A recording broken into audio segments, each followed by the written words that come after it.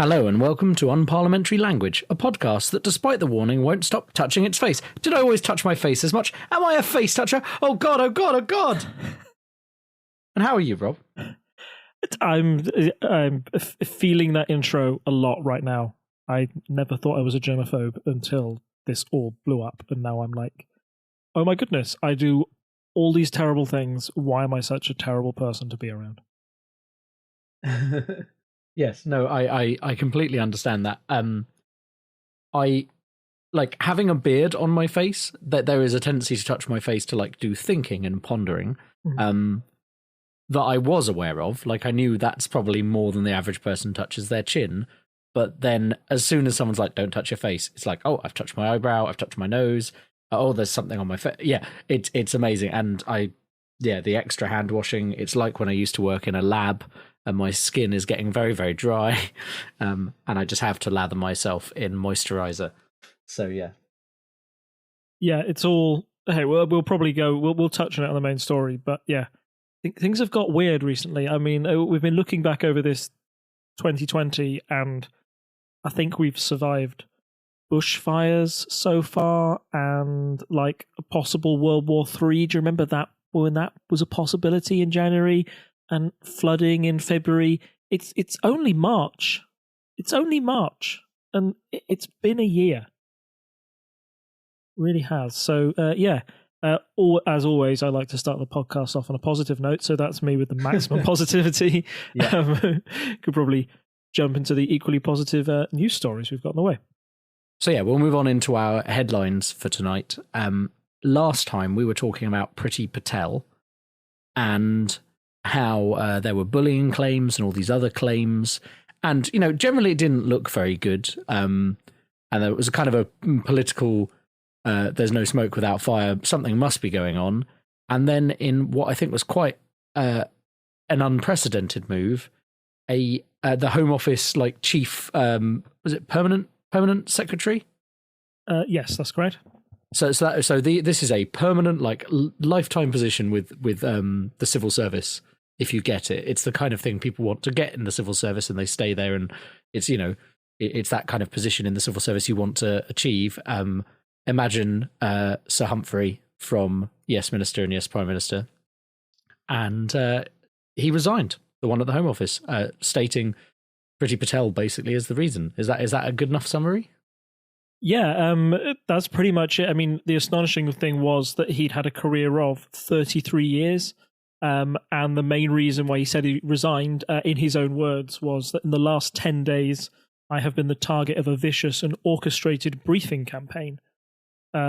Essentially, to translate this a little bit, the stories we were talking about last time, particularly the one that MI5 didn't trust Priti Patel, somebody within the Home Office thought there was a leak, and the idea behind this, or at least the reason we think that Sir Philip Rutman has resigned, is because Priti thought it was him who leaked it and started briefing against him, saying that you shouldn't trust him, essentially, or putting undue pressure on him. And he felt this was part of a sort of a bullying campaign, and that's what led him to step down.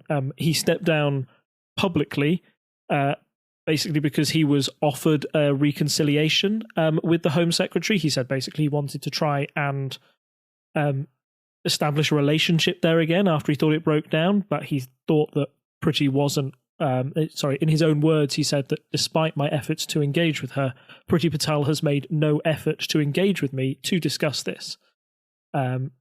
He then went on to say that I believe that these events give me very strong grounds to claim constructive, unfair dismissal, and I will be pursuing that claim in the courts. This is essentially the Home Office airing their dirty laundry in public, and puts more fuel on the fire that Priti Patel, when she operates her businesses in cabinet positions, often has quite a confrontational approach with her staff. And this was a story that led to lots of other civil servants essentially piping up and saying, hey, I've experienced a similar feeling whilst working for Priti Patel in the past.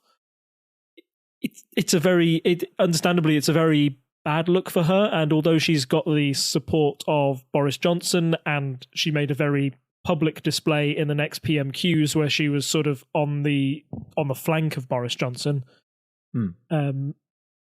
It's hard to keep up that pressure and stay in your job. She's clearly somebody who has the favour of number 10. If she didn't, I think she'd be out by now. And she might be at the mercy of that other world events have taken over the front pages. We'll get on to, like, you know, coronavirus as one of those. But equally, on the same day that this story broke, Boris Johnson announced that him and his wife, Carrie Symonds, were engaged to be married, and also that they were expecting their first child together. Of course, it's not a first child for Boris. For Boris, it's his 6th or 7th. I don't think even he can keep count. Yeah, I mean, this is the famous joke at the moment, and I don't know if you watched The Last Leg on Friday. I didn't. No, fill me in. So they had John Bercow on. I think I sent you a clip. And yeah, that was quite amusing. But one of the questions they put to him was, how many Father's Day cards will Boris Johnson get? Which is a slight... they also did they ran a quiz past Bercow of faces of MPs, and he had to get their name and their constituency. And that was quite fun. They threw in a few red herrings, like one who was MP for Buckingham in like 1850, and a few others. But all the ones who were like current MPs, he got correct. It's funny that you bring up Bercow, because his name has been brought up in the same sentence as Patel by many of those on the right. So Bercow has faced similar bullying accusations whilst he was Speaker at the House of Commons, and those still follow him around. It's one of the reasons why they say that he wasn't given a peerage, although other people suspect it might be that his leadership of the House during Brexit might be the real reason the government is unwilling. And many people have said that, oh, you treat Bercow with these rose-tinted spectacles. You know, he's done exactly the same as Priti Patel did. Why should there be one rule for one and one rule for another? Essentially, I think if Bercow's been a bully, he should be face the consequences the same as Patel. That seems fairly obvious to me. Bullying in the workplace is never acceptable, and from the stories that came out of both, if they are true, then yes, it's right that Bercow isn't awarded a peerage, and I think, in my opinion, it would be right for Patel to lose her cabinet position. But these things are often so tied up in personal politics that we often lose sight of what's right or wrong, I think, just because of, you know, which side of the political spectrum you stand on. So that's just a little aside, but yeah, it's interesting that Bercow was on the last leg in the same time as these allegations from Priti Patel were going around the news media. Yeah, I mean, I'd agree with you. If the accusations are proven, then it's fine and reasonable for him to be punished in that way. I think the difference here is that, like, it seems like more is happening right now in the middle of this, whereas, like, I know that there was discussion of with Bercow. I mean, the question with Bercow was whether he was properly investigated at the time. I think that's the kind of lasting question from that, was like, because basically he said, oh, it didn't happen, and then there wasn't as much of an investigation, but there is an investigation going on to Priti Patel. It's the same person who investigated one of Theresa May's aides early on as well, I believe. Okay. Who also was, you know, essentially kicked out of their position because they were found to be, you know, have done something. I can't remember the exact details of that, but it was brought up around this case. So yeah, we'll just have to wait and see. But it does seem like there's some truth to the allegations if someone that senior is stepping down based on it. Yeah, the BBC editor Laura Koonsberg said it was unprecedented for a civil servant to make such a bold claim like this and to have it as front page news. Usually they leave quite quietly, or there's a degree of loyalty to their position and the government that they don't do this sort of thing. So it kind of makes more of a story that this is a government that is maybe at odds with the civil service, or really wants to shake up the status quo and tackle an institution that some people outside might think has been too comfortable for too long. It all depends on your perspective, I guess, of what the civil service is there to do. And this has been a conversation that's been going on for years. do you think the civil service is there to serve the government and just act, the government says jump and the civil service says how high? Or are the civil service there as another check on power? Are they the ones that are meant to say, you could do this, but hold on, just wait a minute. You mentioned Sir Humphrey from Yes Minister.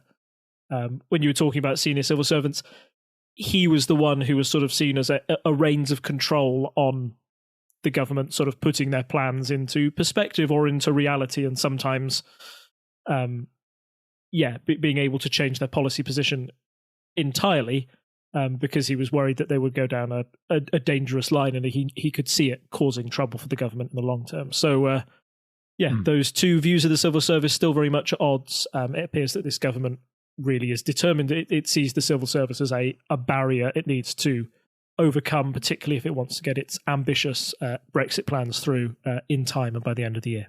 So for our next headline, let me paint you a picture of my Saturday evening. I'd spent all day walking around London, going on public transport and stuff, because, you know what, I know there is a virus about, but at the moment, the advice is just carry on as normal. If you're ill, you have to isolate yourselves and get checked. But like, that's flu symptoms. It's not like if you have a sniffle. And we'll talk about that, I think, later on. But, you know, I'd been at an event in London that involved going around on the tube. I come home and I'm like, I should probably go get some food. Go to Tesco's, quite a large Tesco's, big Tesco Extra. And I'm going down the aisles, and, you know, most of the aisles are fine. I've heard some stories online about, you know, toilet roll being sold out and other silly things. And I turn into the aisle to buy some eggs, only to find that all of the eggs have been bought out as long as they're free range. All of the tomatoes have been bought out as long as it's passata and chopped tomatoes, but not any of those peeled plum tomatoes that are also in cans. So I feel like we're having a very kind of weirdly middle class panic at the moment, where certain, like, the easy things have been over purchased. People panic buying. Did see a man being berated by his wife. He was in a mask, which again is against the advice unless you are someone who's immunocompromised in very specific circumstances. And his wife just being like, "You're not going to eat all this." So yeah, panic buying has happened, and then this has gone into, well, this is linked into stock market fall, which is not entirely due to that. I believe there's something to do with oil going on as well, isn't there? Yes, essentially, this is a story that the stock markets have had their biggest fall since the 2008 crash, basically triggered by a number of factors, most notably the coronavirus or COVID-19, which was pointed out to me on Twitter. That COVID-19, you have to say to the tune of "Come on, Eileen," and now you COVID-19, oh COVID-19, yeah. Now you are just infected with that knowledge, as I am. This is the stock markets basically went crazy when trading opened on Monday, seeing a huge dip. There was a dip of 7% on Wall Street, which actually triggered an alarm, which basically says, "Whoa, we have to stop trading because traders can't keep up." Everybody took 15 minutes to take a breath, and then it started again, and the plunge didn't stop. As you mentioned, there's a little something to do with oil as well. Essentially, the Russians and Saudi Arabia are having a dispute about how much to charge for oil at the moment. There is a big drop in demand because, most notably, air travel has gone down along the world, as you see countries like, most notably today, I think Italy, British Airways have stopped all flights in and out of Italy today because of the lockdown that's in progress there. And that's having a knock-on effect on many airlines as well. We saw the closure of Flybe over the weekend, which, I mean, I was quite shocked at that. It goes to show how tenuous Flybe's position was if it only took one round of stopping planes to suddenly mean, no, that's the end of their business. But all of these factors combine to mean that there is a slow in global demand, and this leads to a huge stock market crash, which has wiped a lot of money. I don't know, I was about to say millions or billions, but the truth is I don't quite know the exact figure. Wiped. It was 8%, I think, across most of them. And I mean, that's presumably trillions, not billions, when you talk about the markets as a whole. Yeah. And And when you say 2008 crash, your kind of ears prick up and go, oh my goodness, I know that was a bad one. This must be equally bad. It's one of the big effects that this coronavirus is having on us, and it's affecting, it's starting to touch every part of our lives. I know as somebody who works, I don't work on the front line NHS, but I work like back office at the moment. You are seeing the effects trickle through, and the plans that the government has put in place seems to be a delay tactic now, I would say. It seems to be a question of when the next stage of containment starts rather than if. And yeah, it's affecting us all. I think even though, you might consider yourself quite young and healthy, it's the other people in your lives that you don't want to infect or have that type of impact on that's the real concern. And like you say, this has led to a load of panic buying in shops, most notably loo roll. I heard a good joke the other day, which was people have stopped shaking hands because of the coronavirus. I've stopped shaking hands because I know people aren't using toilet paper anymore. It's all run out. So, yeah, the world, it appears, has gone a bit mad, or at least we're going into territory that's only been seen in movies before. I'm not a scientist. The only advice I can say is to keep calm and carry on. But this virus has touched everyone, and that's what I'd like to move on to in our main story tonight. The person who seems to be struggling maybe the most to come to terms with the full impact and how you should react to this virus, President Trump. Yeah, I mean, we should move on to the main story then, which is, as you say, is Trump and the coronavirus. I've heard a lot of hot takes on the various things he said, but I suppose we're going to get down into the nitty-gritty of that. What things have you heard him say? Are there any that stick in your head? I mean, I think basically the key one I heard was the bit where he was like saying, "Oh well, it's basically it's over now." Like just as the cases were getting worse in the US, he's like, "Oh, it's fine." I don't know the exact quote, but that was the takeaway one that got round to me via various outlets. Have you heard him saying that we're ordering lots of elements of medical? I did not hear that, but that is the most Trumpian thing to say. It's very Trumpian, and I will advise all our listeners to go and seek out Michael Spicer. He has a Twitter account and a YouTube. He does the Room Next Door. Have you seen his stuff?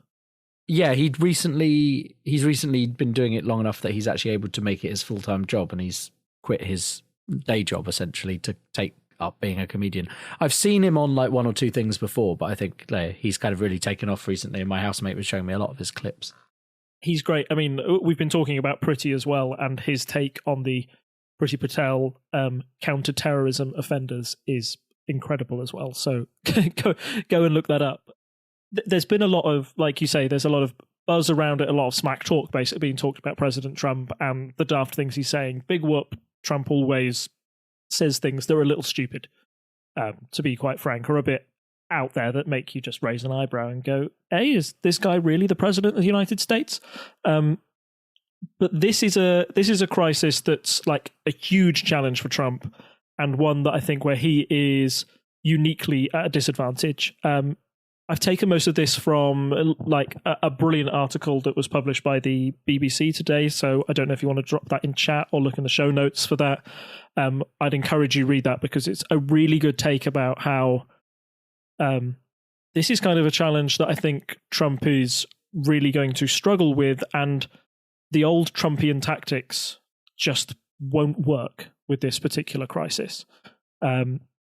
So I'll move on to the first point, which kind of leads on from our headline. So the first big challenge for Trump is the stock market. So essentially, Trump has based a lot of his value to that of a booming stock market. He's tweeted about it over 280 times since office, and it kind of links with Trump's good for business brand. He's been seen on camera kind of at the end of the interview saying, hey, how's your 401k doing? Kind of saying to his supporters, look, your investment profiles are bigger than ever, and you've only got one person to thank, and That's me, baby. That's me. It also speaks to his core supporters as well, who are likely to be conservative, very wealthy, and able to invest in the stock market in a large degree. And until Corona, there had been a couple of dips, but the stock market had recovered incredibly well. And despite all the worries that Trump's trade war might cause the stock markets to crash or might cause productivity to go down, it'd been remarkably resilient. So Trump seemed to be benefiting from this because, I mean, the other factor is that when you move into an election year, like 2020 is, you want to have a booming economy, and being able to point to the stock market as as the thing that rises the most and has succeeded most under your premiership, particularly when you compare it to Obama, because then again, Trump loves comparing himself to Obama. It was one of the big plus points for Trump, and it was one that was hard for his critics to kind of, undermine him on. You couldn't argue with the facts. Yes, the stock market has boomed under President Trump. It's always been said by Clinton, it's the economy, stupid. If Trump says, I can manage a good economy, and in his own words, I think he said the US economy was the biggest ever. Side note, it isn't. It's been a lot better in the past, but we all know Trump likes to exaggerate a little bit. But if he's able to, say that, and there's a few people who can argue with the fact that the economy's doing well, then that's going to be a huge plus point. Yeah, the thing I just want to mention is there's a very good episode actually of Freakonomics on this, but it's one of these things where presidents always, as you say, Clinton said it's the economy, stupid. Presidents will talk about how important a role they have on the economy, but nearly all of the evidence weighs out that actually it has very little to do with the president. But the average person will vote as if it is quite important. So and it also tends to be that someone who has already been president, if they had a good economic term, are significantly more likely to be re-elected because people will associate the state of the economy with that president, regardless of the fact that actually the president has very little functional effect on the economy. Oh, yeah, totally. Even Trump himself has said that he's been quite frustrated with the actions of the basically the federal side that deals with the economy. He says, hey, these guys should be doing more, and I can't make them do more. I'm trying to pressure them into a decision. So, yeah, it's interesting that even Trump has admitted that to an extent, but he's more than willing to take all the praise for a good economy. Which kind of moves us on to our next point, that it's a super risky tactic to place your worth against the stock market, because markets are notoriously volatile, and as quickly as they can go up, they can go down, as we saw in the headlines today. When you have a 2008 style crash, then it's hard not, when Trump's linked so much of his success to the strength of the stock market, now do you see that as a huge weakness? I think SNL labeled it the Trump slump. They said, people are calling it the Trump slump. And then they said, well, people aren't calling it the Trump slump, but this is a tactic that Trump uses all the time. Trump says, people are calling. So we're just going to keep on saying it until it becomes a thing. And it did get trending on Twitter after they said that. So this Trump slump has kind of become a thing. It makes it look very bad for Trump, particularly as we've said in an election year. It then undermines him, and if the economy is struggling, and if he fails to give the economy a jump start after this crisis, then it may mean people turn to the Democrats to help fix that. And another question mark is kind of, has Trump used up all of his tricks to try and keep that financial stimulus? There was some worries amongst economists that he was keeping federal rates deliberately low or putting pressure in that manner to try and boost the stock market even more, to force the economy to boom even more for him coming into 2020. If they're unable to lower them anymore to try and balance out this negative effect, then it could make the crash a lot worse than it could have been, which again makes it a super risky tactic for Trump. So particularly the stock market side of the corona thing is already looking bad for Trump. But of course, it's not just the stock market that's affected, it's people's health and the virus itself. So that's what I'd like to touch on next. It's a very different type of thing for Trump to deal with. Like, you know, he has to deal with the reality of the situation here, and it's like, I feel like this is the kind of thing. It's like if he'd got into a war or something, you know, people get a certain war weariness after a while. You can say, oh, we're doing quite well, but then the numbers come back of how many people have died, in this case from a virus, and or you know, here's a mistake that we made at a government level, and again, he's seen as the figurehead for all of that, even if potentially it's due to an organisation lower down the chain that messed something up. Yeah, I mean, I'm talking in very general terms. I'm not referencing anything in particular, but again, this is one of those things where it's like seen as his leadership is key here. And I'm sure the president does have quite a bit of a role, you know, his money being put into this area, stuff like that. But it's he has very little control over what's going to happen next. And it's one of those things where it's like, people probably think he has more of an effect on this than he does. I would like to hope he has less of an effect, because I want to think that the scientists and people who are doing things at a level below him will be doing the best they can, and hopefully that means less people will die. But again, it remains to be seen how this all plays out, because I mean, if it kind of goes away a bit, he could turn that into a victory, right, with his kind of usual rhetoric. Yes, he could, but I think the likelihood of it going away is like next to zero, I would say. It's very, very low. Like, this is, you can see how other world, how other countries in the world have reacted to this, and it's quite a slow progress of, right, we're going to try and contain the virus, and if we can't contain it, then we'll delay, then we'll go into another stage. But he seems to almost be in denial that there will be a later phase. He seems to still be in this, we can stop it all happening and it'll die out without us having to do much kind of phase. Kind of, like, you know, with some of the things he said, like you mentioned at the start, some of his interviews, he said, the numbers are going down when they're not. And if you know anything about, like, the way this virus has been spreading and the way it's been reported, it's very unlikely that it goes down until it's reached sort of a peak. I think numbers are only starting to go down in China and South Korea, and it's clear they've had the worst of it so far. And their method, I mean, the methods employed in China, for example, have been basically everyone's in homes. There's and they're now doing this in Italy as well, where, you know, they have police driving around with speakers saying stay in your homes unless you absolutely have to, etc., etc.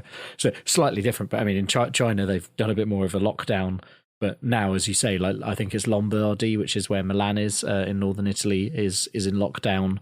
As you mentioned earlier, with the flights not happening from BA. So yeah, it's possible that we can stop this becoming a massive pandemic, although the World Health Organization has said it's more likely to become a pandemic now. But I think, I mean, the UK government is still like, we're in the contain period, as opposed to the delay period, which is one of these 3 steps COBRA have agreed on. So at the moment, it's not like we're not banning all gatherings and so on, but that's kind of the next step. So there is still a chance that it could be contained, so that a lot less people get it. But as you say, there's still a peak to come in the US with infections, probably still a peak to come in the UK and other European countries that haven't got to the state Italy is in. Yeah, precisely. And feeding this back into Trump's leadership, we've always talked about the position of the president and how much power they have over some things and how little power they have over others. So Trump has always sought to negate this in different ways. So Congress might say, you need to do this, but Trump will send out a tweet or will go over their head, and he will always try and influence public opinion in a way to make his view louder and more important than the others.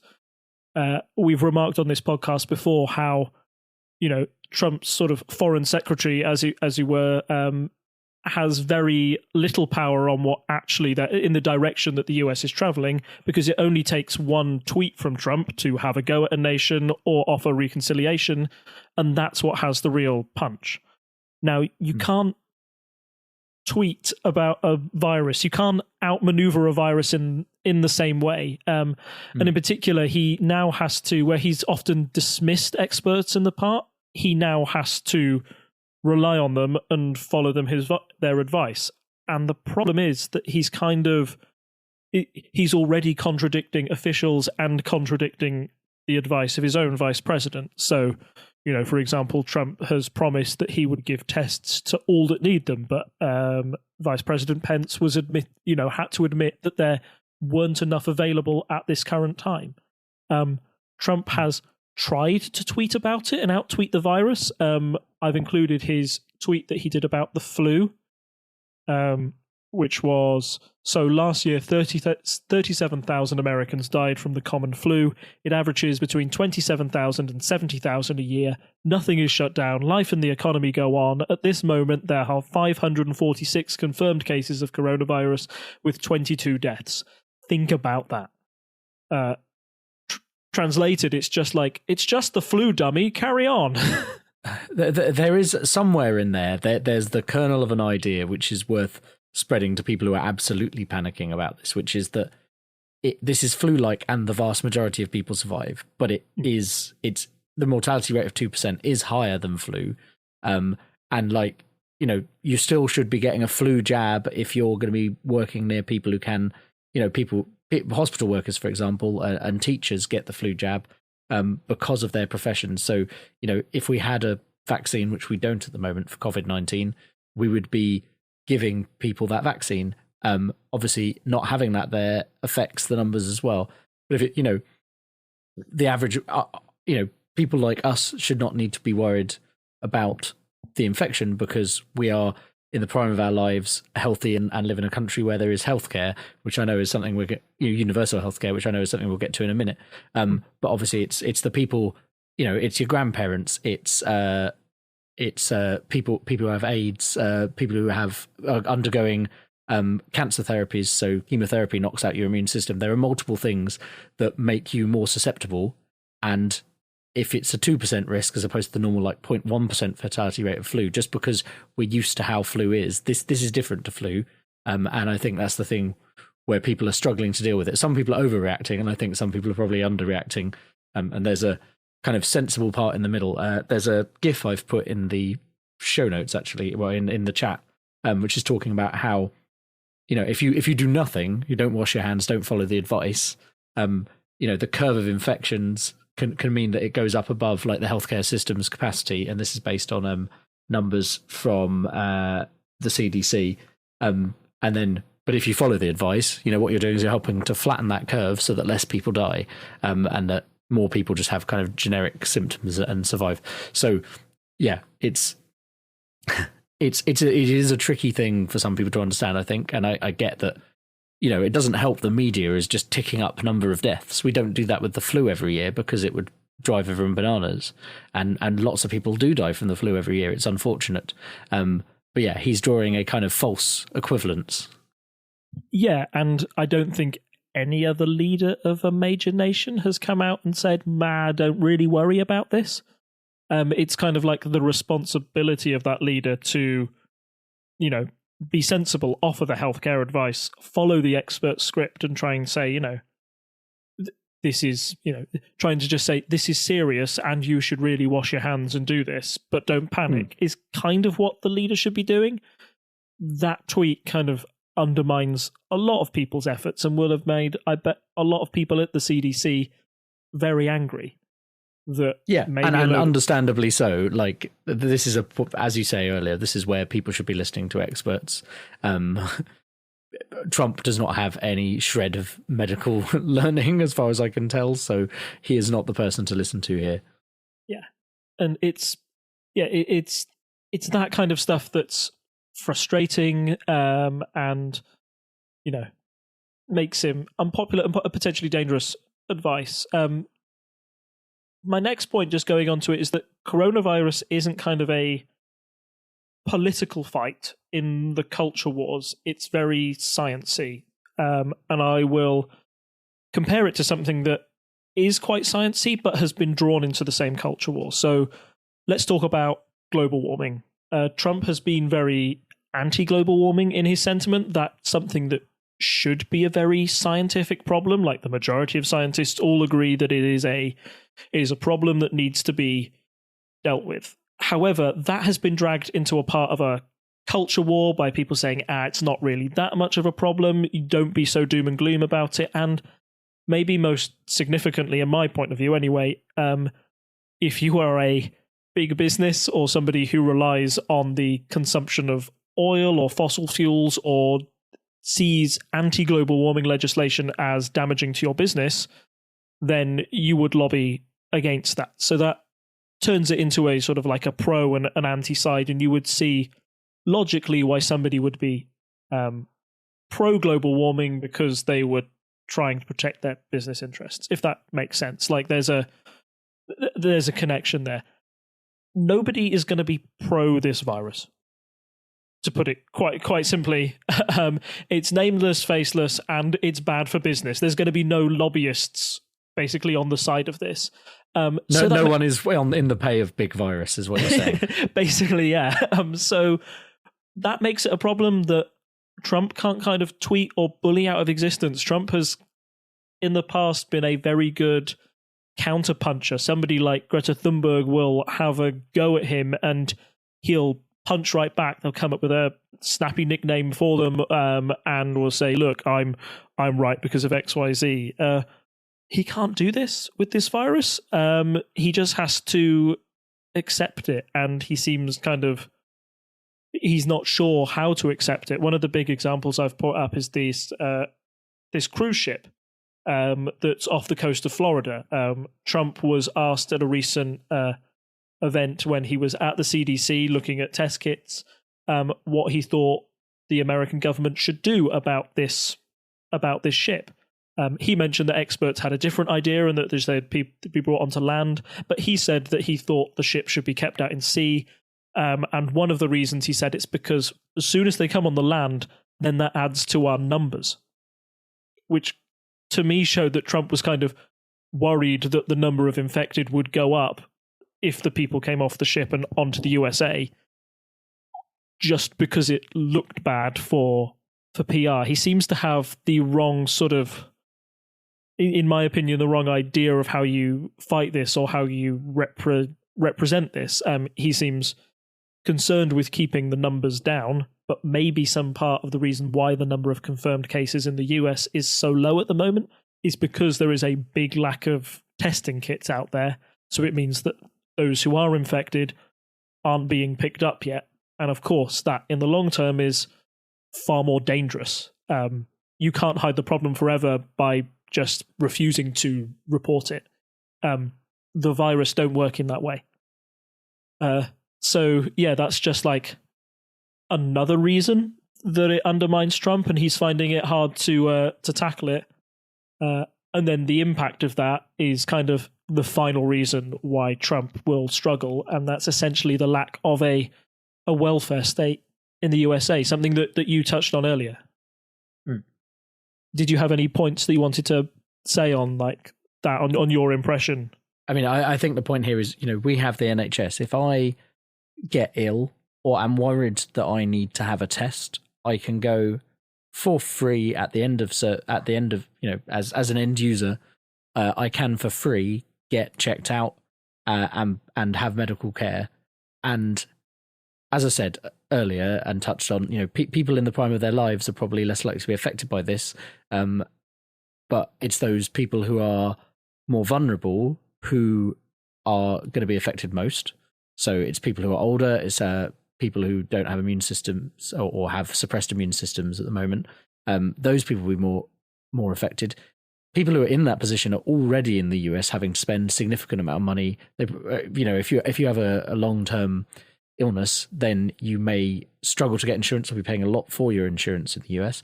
Or say you're uninsured, how are you going to pay? I don't know how much they're charging for tests over there, or if they are. It would seem like a really reasonable thing for the government to do, to say all testing is free because it's a national emergency. But I wouldn't be surprised if someone is trying to charge for tests or something like that. And even then, the care is not free.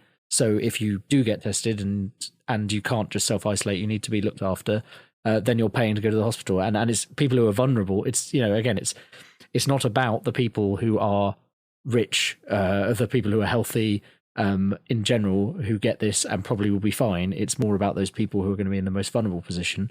And I know there are hospitals in the US that offer like free care, like or to certain people as like a kind of charitable thing. They're either charitable hospitals or they're part of their hospitals, like this many patients can come in. But this is where you get the problems when there's suddenly a pandemic kind of levels of something.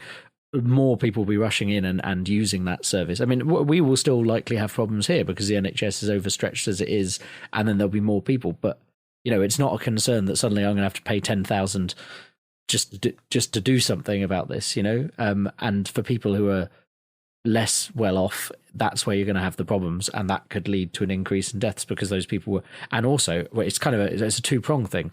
So if you are too poor to get hold of cover and be looked after, go to an intensive care unit or be quarantined by a hospital, well, then where are you going to be? You're going to be out and about. You're going to spread the disease again, and that's going to feed back into that problem. So where all these states where there's no universal healthcare, if they're not able to get that on some kind of special insurance thing, if they're not able to put in some kind of special measure, that's where your problem is going to be. People who can't go to hospital because they can't afford it. Oh, it's just a cough. They go around for 2 weeks spreading it, and that's the problem we're seeing with coronavirus, is that it's easy to spread because you cannot know you have it for quite a while, and you can be in this shedding phase, it's called, where you're shedding the virus, but you don't have any symptoms. And also people can be asymptomatic. But let's not go too much into the science here. My point is that people who can't go and get the help they need will be in the position where they're going around, and because they're likely to infect other people, and that I feel will make it worse if they don't do something about it. And so that makes the spread of everything worse, and that makes problems that shows in sharp relief the problems with the US system that people talk about. And yeah, it'll be interesting to see how that all plays out. Yeah, precisely. You've talked about healthcare a lot. The other thing that the US is lacking is any sort of sick pay or cover, statutory sick pay. So that was one of the first things that was brought up in the UK in the Parliament. People said, you've recommended that one way to stop this is self-isolation for a period of 2 weeks.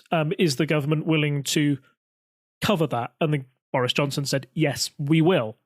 Which is, okay, great. That's going to be a move that puts businesses at ease. It's going to make sure that people say, no, I have got a cough. Okay, I will self-isolate, knowing that it won't have any impact on my finances or the way I move forward. In the US, 39 states don't offer any sort of federal sick pay, which means that if you've got a cough, you're more likely to say, okay, I'll risk it, I'll go to work, because otherwise, if I self-isolate and it wasn't anything at all, I'm going to lose out on 2 weeks of wages, and guess what? I need that to pay my rent. And those sort of cracks in the system, that lack of a safety net or a welfare state in the US, will really be shown up if the virus hits the US in a big way.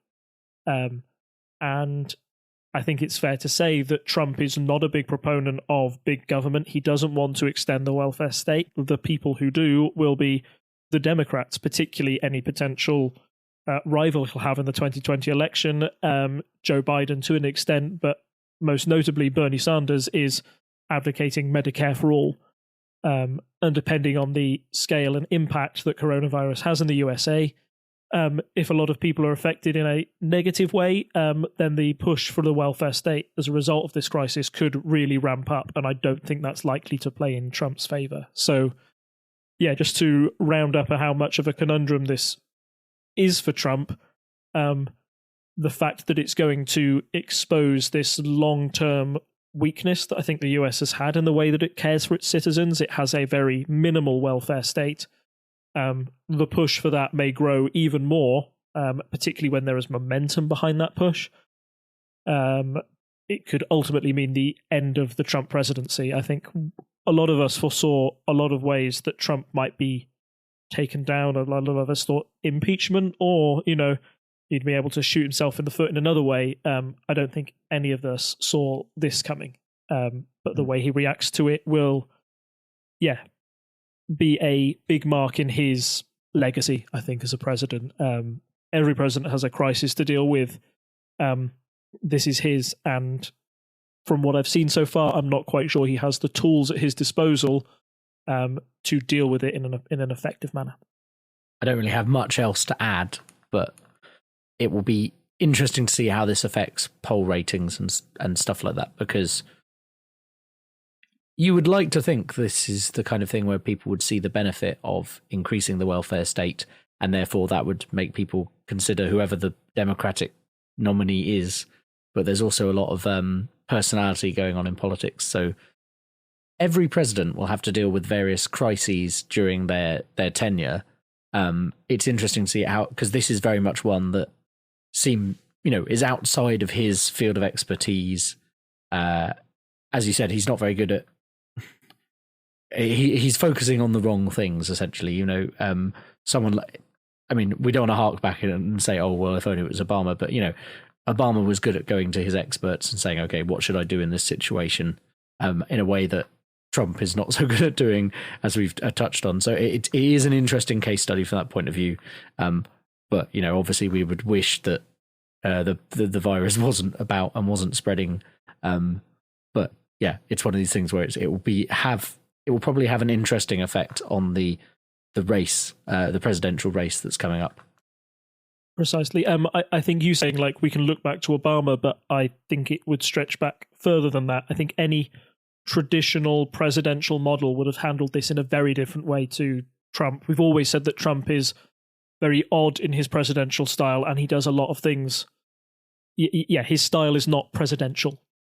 And with this crisis, you need that calm, collected leadership at the top, and it's something that Trump has never provided through his time as president. And now it's really showing.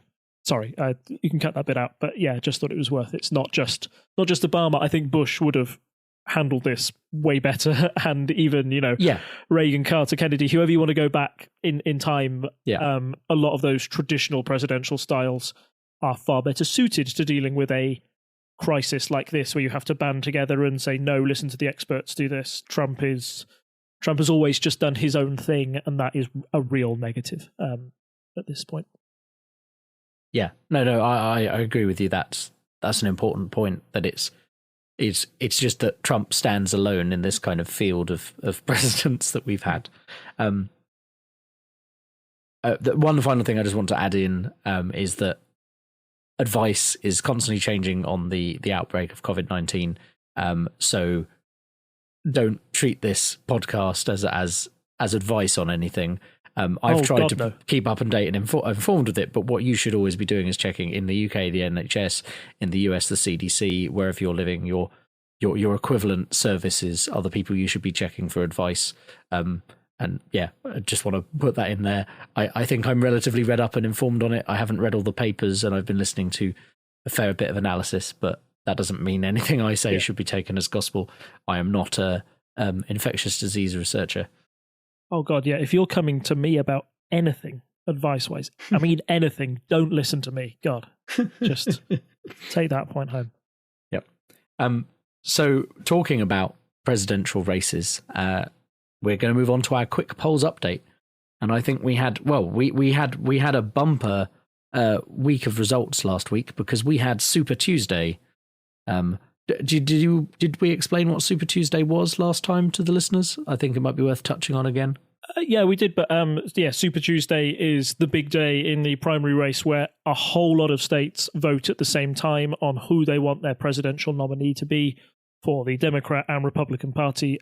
This time round, the Republican Party is all sewn up. Usually the incumbent wins, and Trump is running away with that, so nobody's really paying attention to it. The big one is the Democrats and who's going to win. And I know this is meant to be our quick polls update section, but I just wanted to give a super quick overview of everything that's happened since last time we spoke about the primary race and now, because a lot has changed. So I will try and be as brief as possible, but Super Tuesday results essentially were really good for Joe Biden, okay for Bernie, and bad for the rest. So last time we had this podcast and we were talking about the primary race, we said, Biden came fourth in Iowa. That means he's practically dead in this race. He's the new Jeb Bush. He's never coming back from this. So how did Biden rise from the dead? So about a week before Super Tuesday, there was a race in South Carolina, which Biden unexpectedly romped. He won it by about 48%, and that made everybody stand up and go, he won it by 48.7% to Bernie Sanders' 19.8%. And that made everybody stand up and say, oh my goodness, Biden is still a very viable candidate in this race.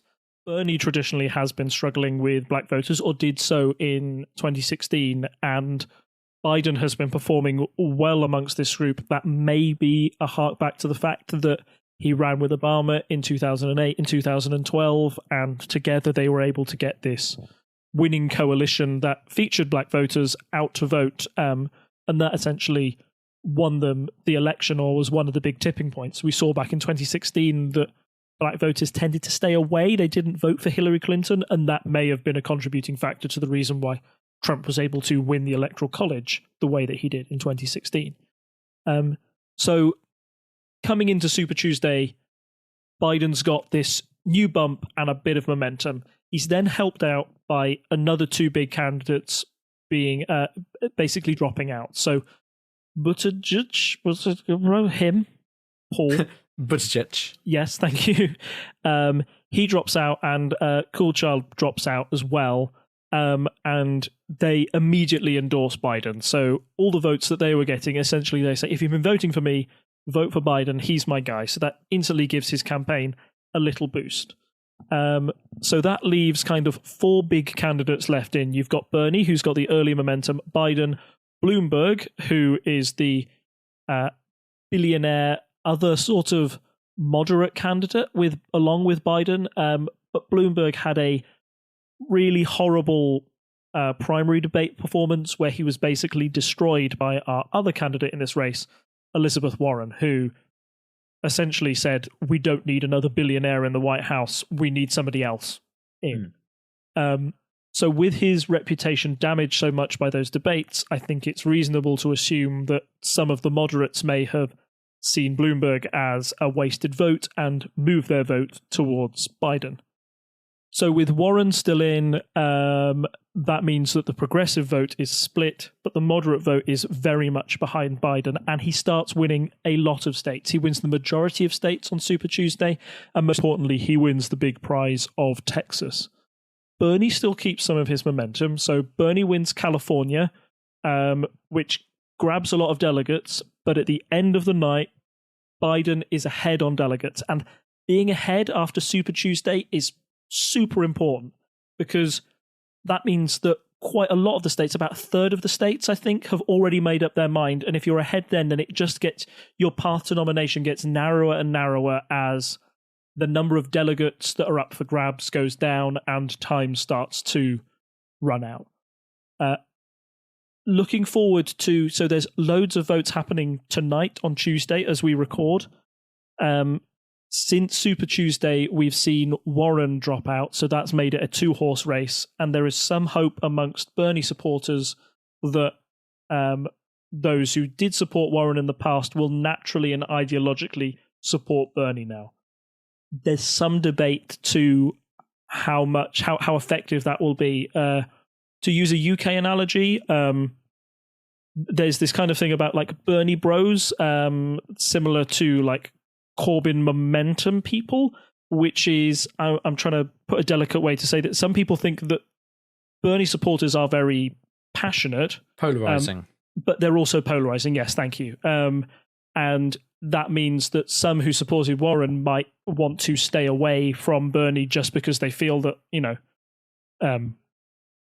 I've seen some things on Twitter, and of course you should never take Twitter as a acid test for anything, but some people saying, look, I supported Warren, and when I supported Warren, I was called a fascist for supporting her and not Bernie, and now she's dropped out. I've got all these Bernie supporters trying to convince me to come over to their side, and it's, hey, you know, maybe you should have been nice to me before. So that's the big worry for Bernie, and also my final point on this is that listening to the 538 podcasts and the views of Nate Silver and what their model predicts now, which is what we'll go on to. But the recent polls that have come out for this Tuesday's round of voting, they say if Bernie Sanders outperforms the current polls by 10 percentage points, so that's a huge swing in Bernie's favor, he would still struggle to make up ground on Biden. He would still fail to win the big prize of tonight, which is Michigan, because I think Biden is up by 20 to 24 points in that race. And yeah, that makes Bernie's chances of the nomination even narrow even more. So out of nowhere, it appears that Biden has got a lot of the momentum, and it's now Biden's to lose. Your point about, if people who voted for Warren now switch to Bernie, well, if you look at, say, South Carolina, she got 7% of the vote. So even if all of her supporters went over to Bernie, then you've got Buttigieg and other people who had a percentage of that vote. So, because it's a two-horse race, it makes the maths a bit harder. It's not like, if Warren had dropped out and those votes had gone to Bernie, that could have given him an advantage potentially, but there's no splitting of the field between the Biden-like candidates either now. So it's a question of which of those styles of candidate are going to win, and it does seem likely to, from this point of view, that to be Biden, in my opinion. Yeah, certainly. I don't know if we want to touch on the primary forecasts now. So I mean, it's quite dramatic if you look at the graph on 538. So when we were last talking, the idea that there would be no clear winner of more than half of the pledged delegates seemed likely. But now there's only Biden, Sanders, and Gabbard still in.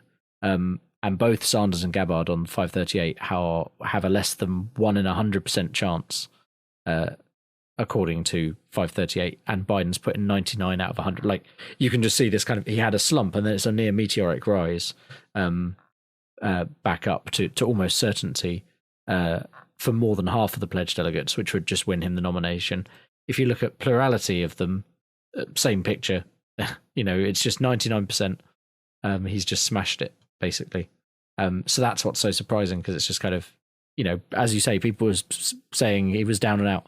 Now maybe Sanders will fare better in these upcoming races, but it seems unlikely, I think. Yeah, all the polling suggests that Biden is going to win the big prize of the night, Michigan, and once he wins that, then the path to nomination for Sanders becomes very narrow once again. And unlike 2016, when a lot of people were complaining about the effects of superdelegates, Bernie supporters won't have that to fall back on this time. Now, this will be, I think, talking about all the momentum that Sanders had last time we talked about this about a month ago, we're kind of saying that, he had a very viable path to being the most radical presidential nominee that the Democratic Party has had. To see that slip away will be quite hard for those supporters to deal with, I think. And the next question is whoever wins the Democratic primary, will they be able to get the other side on board? This has been quite a vicious campaign, and a lot of people who, equate Biden as bad or worse than Trump in some cases, or at least you'd think so, seeing some of the discourse online. So again, it's been another very bruising primary campaign for the Democrats, and whoever wins will face that massive challenge of trying to unite the party once this is all over. You almost want at least one candidate to deliver a comprehensive finishing blow in the next round of primary results. If it looks like if Biden runs away with the 7 states that are voting tonight on March 10th, then I think it's unlikely that Sanders will suspend his campaign. Sanders fought all the way to the end when he went against Clinton, but he may want to think about changing his rhetoric and having a more of a conciliatory tone to make sure that the Democrats are well prepared to get that coalition of voters they need to defeat Trump, because once again, if they are infighting, then that just raises Trump's chances in 2020 even more. So we've been looking at the primary forecast. Do we also want to have a look at the presidential Yeah, let's have a look at that. The most recent polls against Trump, Sanders and Biden just ahead in most of the polls. There's a recent Ipsos poll where they're even. But yeah, it's looking like overall both Biden and Sanders are just coming out ahead. It'll be interesting to see in the continuing fallout from the coronavirus outbreak how that affects the numbers, because as we were saying, that may have a negative effect on Trump's polling numbers. But will this narrow, or is this based kind of down party lines? Yeah, and I think that there's a possibility. I know that Biden is not proposing universal healthcare like Bernie Sanders is, but a crisis in the nature of corona might make Biden change his message. If he sees it as, a politically viable one, it might be one that, becomes more of a push as more of the public see the effects of coronavirus. That's like one of the things I was saying in the main story. If the push becomes so widespread that Biden is unable to ignore it, then he may end up adopting that policy. And I think if he was to adopt that policy and keep some of his more moderate other policies when it comes to like foreign policy, for example, I think Bernie Sanders is rather radical in, the Americas' intervention in wars abroad, whereas as Biden has, he's been involved in Iraq and in other wars in the past, he would take a more sort of a more interventionist approach. If Biden is able to marry up those two sides of that coin, he might be able to persuade a lot more Bernie supporters to come on board. But that's a lot of what ifs and maybes for now. There's a lot of ground until November and a lot of different scenarios that could play out. For the moment, we've just got to keep our eye on the primaries and see who's going to be the main person to combat Donald Trump coming into 2020. Yeah. Again, as we said a few times this episode, I think it's just wait and see at this point.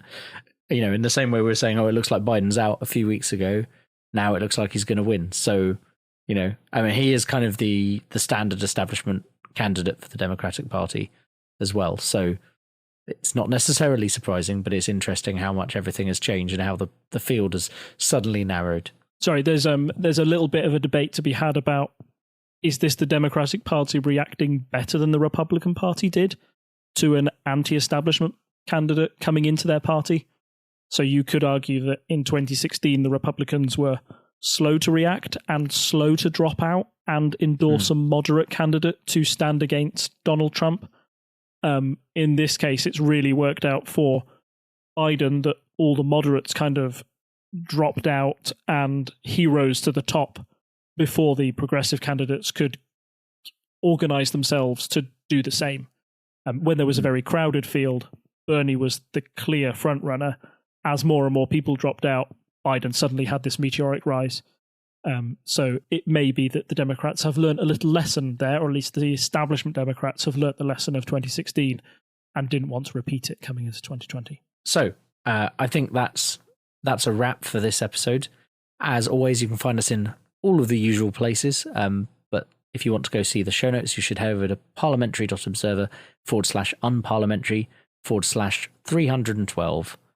We haven't had that many episodes. It's just I do seasons by the hundreds number. So this is a 12th episode of season 3. I probably didn't need to say that, but I have done. If you want to support this show or other shows from Tinker Tailor Soldier Sponge Productions, then head on over to patreon.com/TTSS. And of course, the most useful thing you can do is just spread the word that you enjoy the podcast, or leave us a review on Apple Podcasts or whatever service you use to listen to this podcast. Spread the word, tell everyone you like us. Because presumably you do if you're listening to us right now. We'll see you in 2 weeks. So I don't think there's anything else left for me to say than it's good night from me. And it's good night from him. Bye. Bye. Bye. Bye. Bye. Bye.